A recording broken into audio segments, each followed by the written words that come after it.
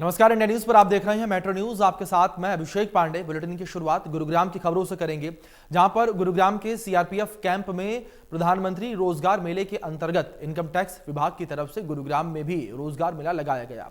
इस मेले में मुख्य अतिथि के तौर पर केंद्रीय राज्य मंत्री राव इंद्रजीत सिंह ने शिरकत की और 150 से ज्यादा युवाओं को नियुक्ति पत्र बांटे। बता दें कि प्रधानमंत्री रोजगार मेले के तहत आज देश भर में करीब 71,000 युवाओं को नियुक्ति पत्र बांटे गए हैं। पूरे देश भर में करीब 45 जगहों पर इस कार्यक्रम का आयोजन किया गया।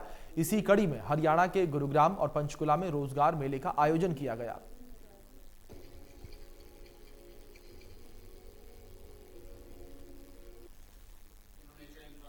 गुड़गांव हरियाणा का सबसे समृद्ध शहर है, ज़िला है। और अभी मैं बात कर रहा था इनकम टैक्स वालों से कि कुल मिलाकर के जो हरियाणा के टैक्स देने वाले व्यक्ति हैं उनकी 65% संख्या गुड़गांव के अंदर रहती है।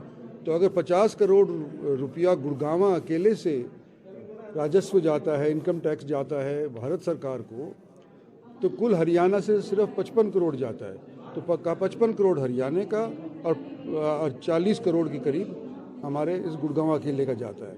तो आज के दिन इस जगह के भी ये रोज़गार मेला मेरे ख्याल से दुरुस्त लगा है और आने वाले समय के अंदर गुड़गांव भी उभर करके आएगा और आने वाले समय के अंदर गुड़गांव के जो बाशिंदे हैं, हरियाणा के जो बाशिंदे हैं, वो देश के ऊपर भी छा करके रहेंगे। सर, आप जो है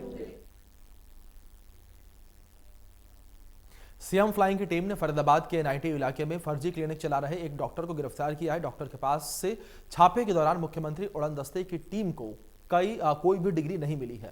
बता दें कि एनआईटी इलाके में डॉक्टर आरके जैन का क्लिनिक है। सीएम उड़न दस्ते को शिकायत मिली थी कि आरके जैन बिना किसी डिग्री के नर्सिंग होम चला रहा है। शिकायत के आधार पर कार्रवाई करते हुए सीएम फ्लाइंग की टीम ने उसे गिरफ्तार किया है। उड़न दस्ते ने हाल ही में बल्लभगढ़ में भी एक फर्जी डॉक्टर को गिरफ्तार किया था।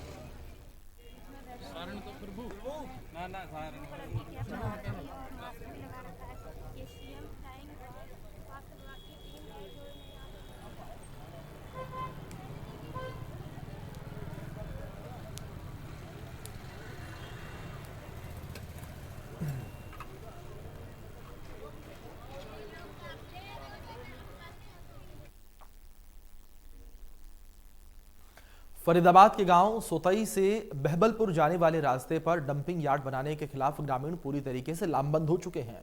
ग्रामीणों का कहना है कि अगर कूड़ा निस्तारण यहां पर किया गया तो उनका जीना दूभर हो जाएगा। गांवों में पहले से ही गंदगी भरी पड़ी है। ग्रामीणों ने कहा है कि डंपिंग यार्ड के विरोध में उनका धरना जारी रहेगा। ग्रामीणों ने कहा कि वह इसको लेकर पृथला से विधायक से भी मुलाकात करेंगे। ग्रामीणों ने पंचायत कर फैसला लिया है कि वह किसी भी सूरत में यहां पर डंपिंग यार्ड नहीं बनने देंगे। इंडिया न्यूज की टीम भी मौके पर पहुंची तो देखा कि वहां पर डंपिंग यार्ड बनाने की अभी कोई भी प्रक्रिया शुरू नहीं की गई है। हम खड़े हैं इस समय फरीदाबाद के सौतई गांव से लेकर बहबलपुर तक जाने वाले रोड पर और ये दोनों गांवों की कनेक्टिविटी का रोड है। पृथला विधानसभा क्षेत्र ये पड़ता है और कह सकते हैं कि यहाँ पर जो डंपिंग यार्ड बनाया जा रहा है उसको लेकर जो है लोगों में इसके प्रति भारी रोष व्याप्त है। उसको कल भी इन्होंने यहाँ पर एक महापंचायत का आयोजन ग्रामीणों की तरफ से किया गया और ये वही जगह है जहाँ पर डंपिंग यार्ड जो है कूड़े का निस्तारण कह सकते हैं कि यहाँ पर जो है बनाया जाना है। ये 15 एकड़ के करीबन ज़मीन है और इस पर वो कूड़े के ढेर जो है यहाँ पर डाले जाएंगे। तो इसको लेकर ग्रामीणों ने मोर्चा खोल दिया है। तमाम ग्रामीण इसको लेकर लामबंद हो गए हैं। साफ तौर पर जो है चेतावनी दी गई है कि यहाँ पर किसी भी सूरत में डंपिंग यार्ड को वो नहीं बनने देंगे।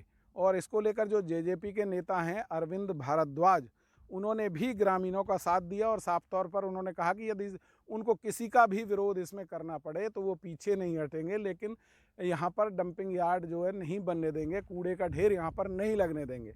इससे पहले बंधवाड़ी में जो डंपिंग यार्ड बनाया गया था वहाँ पर बिजली बनाने की बात उनकी तरफ से कही गई थी। कूड़े से बिजली के ढेर से जो कूड़े का ढेर है उससे बिजली बनाई जाएगी, लेकिन आज तक बिजली तो बनी नहीं और कूड़े का ढेर है जो वो लगातार बढ़ता जा रहा है और वहाँ के हालात बद से बदतर हो चले हैं। लोगों में भारी रोष उसको लेकर भी पनप रहा है। लेकिन अब जिस तरीके से यहाँ पर कूड़ा निस्तारण करने की योजना बनाई जा रही है तो उसको लेकर ग्रामीणों में खासा रोष व्याप्त है। इसको लेकर तमाम ग्रामीण लामबंद हो गए हैं और कल वो विधायक नयनपाल रावत हैं जो पृथला के, उनसे भी मुलाकात करेंगे और इसका विरोध करेंगे। साफ तौर पर उनका कहना है कि वो किसी भी सूरत में यहाँ पर डंपिंग यार्ड नहीं बनने देंगे। उनके बच्चों को परेशानी होगी, उनको परेशानी होगी, क्योंकि पूरा दिन इस बदबू जब यहाँ से उठेगी तो उनके बच्चों को परेशानी होगी और तरह तरह की बीमारियाँ फैलेंगी। लगातार जिस तरीके से इसका विरोध अभी से ही शुरू हो गया है, तो कहीं ना कहीं अब ग्रामीणों ने जिस तरीके से मोर्चा खोला है, तो देखना होगा कि प्रशासन और सरकार इस पर क्या संज्ञान लेती है। और डंपिंग यार्ड के विरोध में लगातार जिस तरीके से ग्रामीण क्षेत्र में अब लोग लामबंद हो रहे हैं, तो वो किसी भी सूरत में पीछे हटते हुए दिखाई नहीं दे रहे हैं। लगातार पंचायतों का दौर जारी है, देखना होगा कि अब इस पर क्या कुछ सामने आता है। फरीदाबाद से इंडिया न्यूज़ के लिए राजेंद्र दहिया। फरीदाबाद की आधा दर्जन पंचायतों को समाप्त करके गांवों को नगर निगम में शामिल करने के बाद बदहाली और बढ़ गई है। निगम में शामिल होने के बाद गांवों में अनेकों समस्याएं खड़ी हो गई हैं। ग्रामीण नरकीय जीवन जीने को मजबूर हो चले हैं। सोतई गांव के लोग समस्याओं से काफी परेशान हैं। उनका कहना है कि जब से गांव में नगर निगम लागू हुआ है, तब से अब तक कोई भी काम नहीं हुआ है। सड़कें टूट गई हैं, जगह जगह पर सीवर लाइनें ओवरफ्लो हो रही हैं, गंदगी के ढेर लगे हुए हैं और गांव में आपको बता दें कि शिकायतें करने के बावजूद भी कोई समाधान नहीं हो रहा है।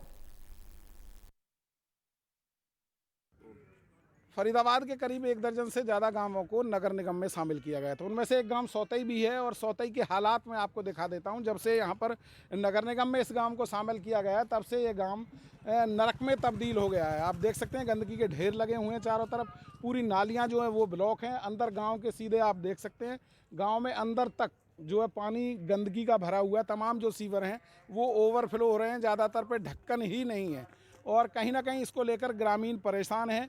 तमाम जगह शिकायत कर चुके हैं, लेकिन कोई सुनवाई अभी तक उनकी नहीं हुई है। क्या मानते हैं कितनी परेशानी इससे हो रही है? परेशानी सर बहुत ज़्यादा है, निकलने के लिए रास्ता नहीं है बिल्कुल भी। हमारे यहाँ कम से कम 20 गांव इस गांव से गुजरते हैं और सभी गाली देते हुए चले जाते हैं। रास्ता है नहीं कि कहीं भी निकलने रास्ता नहीं है, कुछ भी ना, रास्ता नहीं है, साफ तौर पर कह सकते हैं। आप क्या कहते हैं, जिस तरीके से जब से निगम में शामिल हुआ है गाँव, तब से जब से कोई सफाई नहीं है जी, बिल्कुल सफाई का वो नहीं है।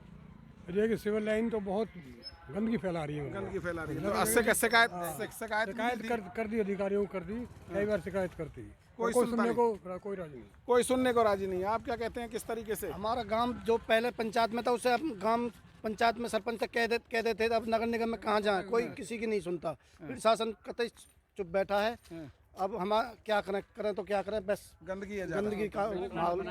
तो कहीं ना कहीं नरक एक तरह से कह सकते हैं गांव जो है बन गया है। आप देख सकते हैं कि तमाम जो गंदगी के ढेर है वो यहाँ लगे हुए हैं और इसके अलावा साफ तौर पर जो है कहीं ना कहीं अंदर भी जो है पूरी तरह से गंदगी फैली हुई है। तमाम जो शिविर के ढक्कन है वो खुले हुए हैं और लोगों को काफ़ी परेशानी हो रही है, लेकिन समाधान अभी तक कोई भी इनका नहीं हुआ है। फरीदाबाद से इंडिया न्यूज़ के लिए राजेंद्र।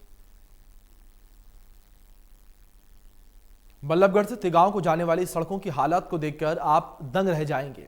बड़े बड़े गड्ढे और लगातार टूटी हुई सड़कों से वाहन चालक और राहगीरों को भारी परेशानियों का सामना करना पड़ता है। कई बार इन सड़कों के कारण दुर्घटनाओं का आलम देखने को मिलता है। जब वाहन चालकों से बातचीत की तो उन्होंने बताया कि यह सड़क की हालत कई सालों से ऐसी ही पड़ी हुई है, जिससे कि हमें काफी परेशानियां होती हैं और यहाँ पर 70 से 80 गांवों के लिए गुजरना होता है। लेकिन कई बार लोग यहाँ पर दुर्घटनाओं का शिकार भी हो चुके हैं। रोड पूरा इतना टूटा हो रहा है, ये सरकार कुछ नहीं कर रही। इतनी पब्लिक परेशान है, रोड इतना टूटा पड़ा है, कोई भी रोड नहीं बन रहा। कौन सी सड़क है ये सड़क में झावली से और बल्लभगढ़ तक है ये। अच्छा, बहुत ज़्यादा दिक्कतें आती है, खड्डे को रेत उड़ता। कब से देख रहे हो ये सड़क की हालत? 6-7 महीने हो गए सर। तो ऐसी पड़ी है? हाँ, कोई संज्ञान नहीं लेता अधिकारी कोई भी? नहीं। इससे बहुत परेशानी होती है जी, इतनी मिट्टी उड़ती है, इतनी दौची है, कई बार तो बंदे गिर जाते हैं चलते चलते ही, कई बार गाड़ी पलट जाती है। बहुत प्रॉब्लम आ रही है जी इस पर। तिगांव रोड है, यहाँ से कई सारे गांवों का रास्ता है, यहाँ पर बहुत पब्लिक परेशान होती है। इतने सारे खड्डे हो रहे हैं, बारिश हो जाए तो और बहुत परेशान हो जाता है, परेशानी आ जाती है। कोई सवारी चलने को राजी नहीं है शाम के बाद, क्योंकि रोड इतनी ख़राब है, रात को दिखता नहीं है। रोड है ऐसा ही खंडर सा है, को रात को चलना ही बंद हो जाता है, बहुत परेशानी आती है। बहुत दिक्कत आती है, सगरा टूटा हुआ रोड है, कभी कभी तो हमारी मतलब डिब्बा भी उछट जाए, गिर जाए, फूट जाए। बहुत दिक्कत आ रही है। यहाँ से तो और भी ज़्यादा टूटा हुआ है, जेल के यहाँ पे जाके देख लो। भाई साहब, ये बल्लभगढ़ से तिगांव रोड बोलते हैं इसको, और इस पे जेल भी है। जबकि उसका जेल भी है यहाँ पर। लेकिन लोग इस सड़क से इतने परेशान हैं कि बिल्कुल जर्जर हुई पड़ी है सड़क। जहाँ देखो गड्ढे, बाइक वाला आता है तो बेचारा साइकिल वाले सारे गड्ढे में गिर जाते हैं। कई बार पानी भर जाता है, पानी को निकास ही नहीं है पानी की बिल्कुल भी इस रोड पर, बिल्कुल भी। इतना बुरा हाल हुआ पड़ा, कम से कम 3-4 साल से तो मैं देख रहा हूँ उसको, क्यों हम इधर आते जाते रहते हैं, तो 3-4 साल से इसकी हालत बहुत जर्जर हुई पड़ी है। सड़क बहुत ख़राब है, लोग परेशान हैं, गाड़ियों के बाइक पर से बच्चे गिर जाते हैं। एक बार तो यहाँ पर बच्चा गिर गया था, बड़ी मुश्किल से उसको उठाया था। चलिए फिलहाल बुलेटिन में इतना ही। तमाम अपडेट्स के लिए आप बने रहे इंडिया न्यूज़ के साथ। धन्यवाद।